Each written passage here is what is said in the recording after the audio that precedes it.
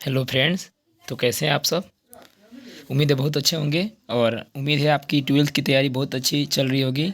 और ये भी मुझे विश्वास है कि ये आपके ट्वेल्थ की तैयारी में बहुत हेल्प कर रहा होगा। ठीक है, इस वीडियो से आप बहुत लाभ उठा रहे होंगे। ठीक, उम्मीद करता हूँ। चलिए, तो आज थोड़ी सी लेट हो गई है फ्रेंड्स, मुझे भी पता है, आपको भी पता है, लेकिन फिर भी कोई दिक्कत नहीं है, कभी कभार हो जाता है। चलते हैं, बिना समय गंवाए वीडियो को शुरू किया जाए। ठीक है, हम लोग आगे बढ़ेंगे।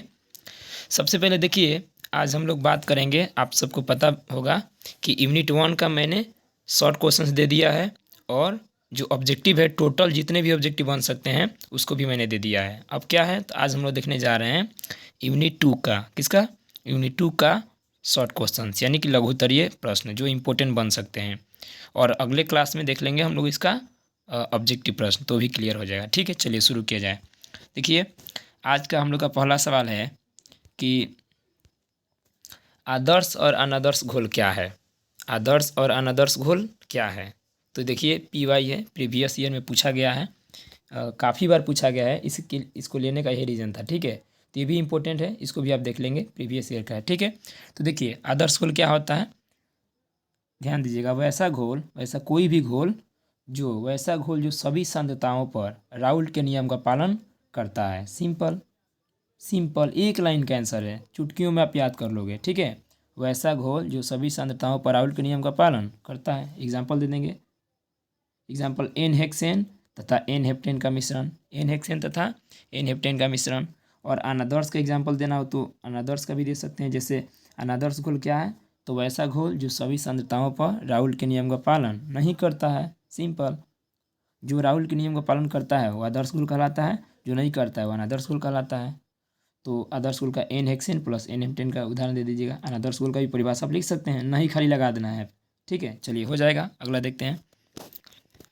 अगला प्रश्न 2 नंबर कह रहा है कि राउल का नियम लिखें। राउल का नियम लिखें एवं इसका गणितीय रूप लिखें। राउल का नियम लिखें एवं इसका गणितीय रूप लिखें। तो राउल का नियम क्या है फ्रेंड्स, तो किसी निश्चित ताप पर विलयन में उपस्थित वाष्पशील विलेय के किसी निश्चित ताप पर किसी विलयन में उपस्थित वाष्पशील विलेय के आंशिक दाब विलयन में उसके मोल अंश के समानुपाती होता है। अर्थात P बराबर पी नॉट इंटू एक्स। क्या कहते हैं, P इक्वल टू, ये पी नॉट है, थोड़ा सा लिखने में दिक्कत है, पी नॉट ऐसे बनाओगे, ऊपर बना दोगे पी नॉट और इंटू एक्स होता है। जहाँ एक्स क्या है फ्रेंड्स, जहाँ एक्स का मतलब होता है मोल प्रभाज या मोल अंश। ठीक है, पी का मतलब क्या होता है, गैस का दाब। पी का मतलब क्या होता है, गैस का दाब। यानी बेसिकली इसको ऐसे लिखा जाता है, ध्यान दीजिएगा। हम लोग इसको ऐसे लिखते हैं कि राउल के नियम से यदि गैस का दाब पी हो, यदि गैस का दाब पी हो और विलयन का मोल अंश एक्स हो, क्या हो, इस तरीके से एक्स मानते हैं, एक संकेत में या कैपिटल एक्स हो, तो ये समानुपाती होता है ना, पी समानुपाती कैपिटल एक्स। तो या फिर समानुपाती का जब चिन्ह हटाओगे तो पी बराबर एक कांस्टेंट आता है जिसको हम पी नॉट कहते हैं, पी नॉट, और ये हो जाएगा इंटू एक्स। ठीक है, पी नॉट इंटू एक्स। चलिए, तो कर लोगे आप। पी क्या है, बार बार मैं बता रहा हूँ, पी गैस का दाब है और एक्स जो है ये मोल अंश को इंडिकेट करता है। ठीक है, यानी कि जो विलयन में उपस्थित जो वाष्पशील विलेय का जो आंशिक दाब होता है ना, जो प्रेशर होता है, वो मोल अंश के समानुपाती होता है। यही आपको याद रखना है, प्रेशर जो होता है मोल अंश के समानुपाती होता है। ठीक, चलिए अगला प्रश्न है 3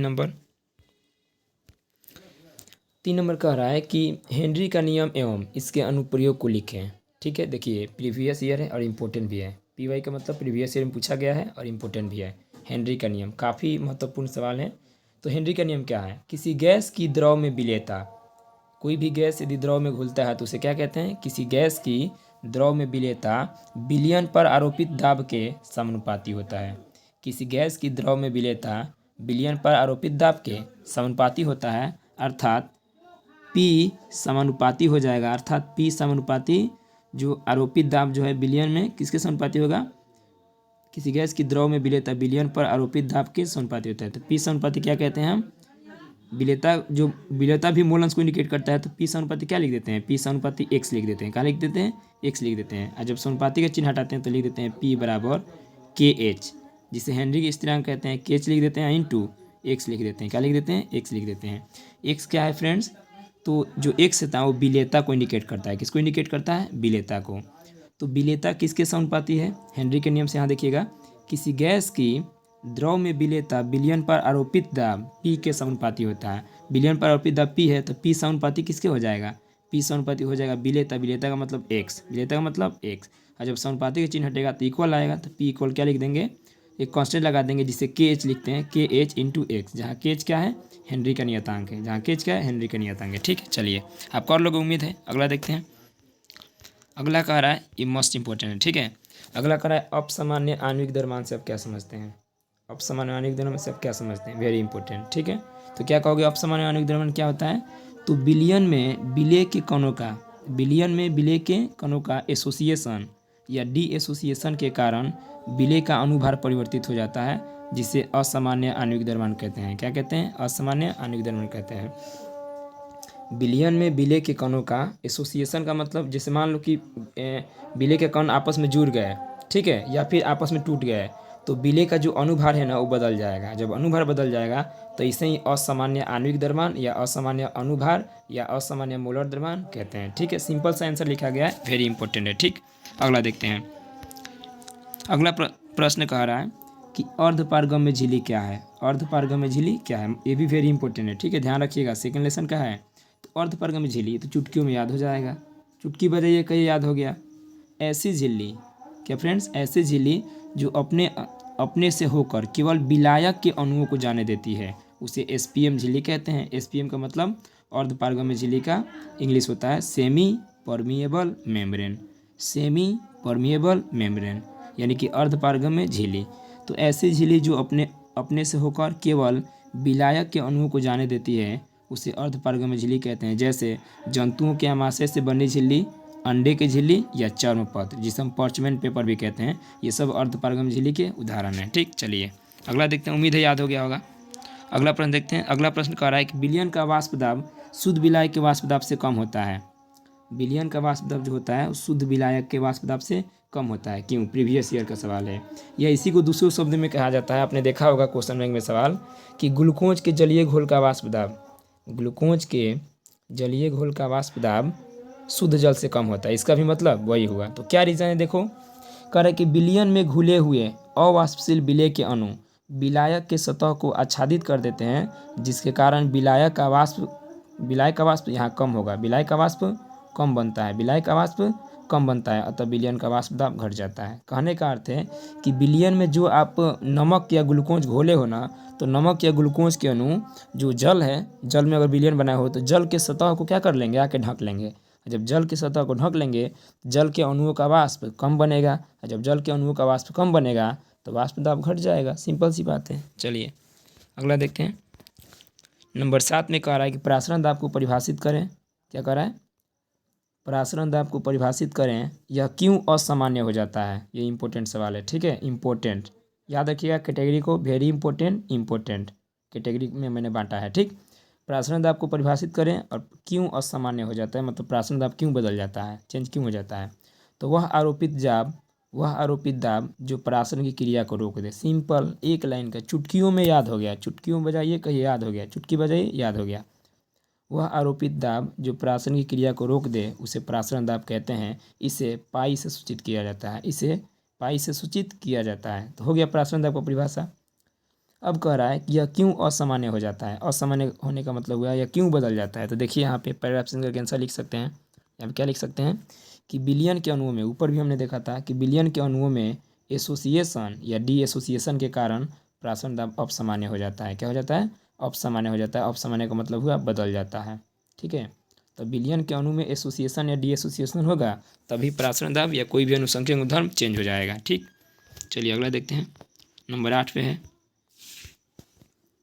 कह रहा है वांट ऑफ गुणक जिसे हम संकेत में स्मॉल आई कहते हैं। क्या कहते हैं? आपने पढ़ा हो तो आपको याद होगा। वांट ऑफ गुणक को हम संकेत में क्या कहते हैं? Small I. वांट ऑफ गुणक क्या है? वांट ऑफ गुणक क्या है?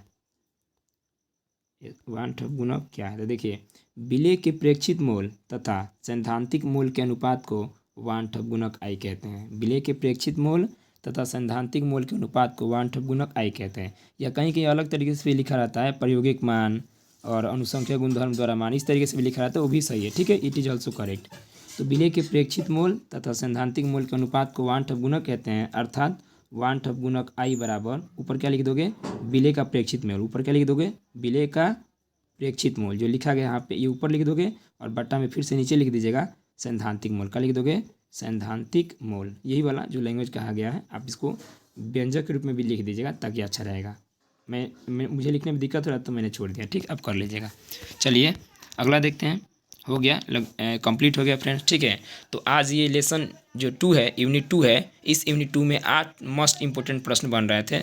याद रखिए हमने सब प्रश्न को नहीं लिया है, हमें लेना भी नहीं है, ठीक है। सब प्रश्न हम पढ़ भी नहीं पाएंगे, हम केवल वही प्रश्न लेंगे जो कि एग्ज़ाम के दृष्टिकोण से आने वाले हैं, मतलब आएंगे, मोस्ट इंपॉर्टेंट है। इसमें आप ये भी देख सकते हैं कि मैंने इसको इम्पोर्टेंट की लिस्ट में इम्पोर्टेंट, यहाँ देखिएगा इम्पोर्टेंट, ठीक है।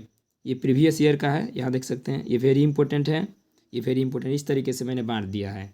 डेफिनेटली अगर आप इतना याद कर लेते हैं ना, एक यूनिट से 5 प्रश्न 6 प्रश्न याद कर लेते हैं तो इससे बाहर नहीं आएगा। डेफिनेटली आप पूरा बना के आओगे, ठीक है। ये तो मुझे लगता है कि ये भी वीडियो आपको बहुत पसंद आया होगा हमेशा की तरह। तो वीडियो को जल्दी से लाइक कर दीजिए, एक कमेंट जरूर कर दीजिए ताकि मुझे पता चले कि वीडियो आप लोगों को कैसी लग रही है, ठीक है। लाइक, कमेंट और इस वीडियो को सभी जगह पे जितना भी सोशल मीडिया वगैरह है जो भी आप जानते हैं अपने फ्रेंड्स के पास शेयर कर दीजिएगा, ठीक है। तो मिलेंगे फिर नेक्स्ट वीडियो में, तब तक के लिए bye, thank you so much.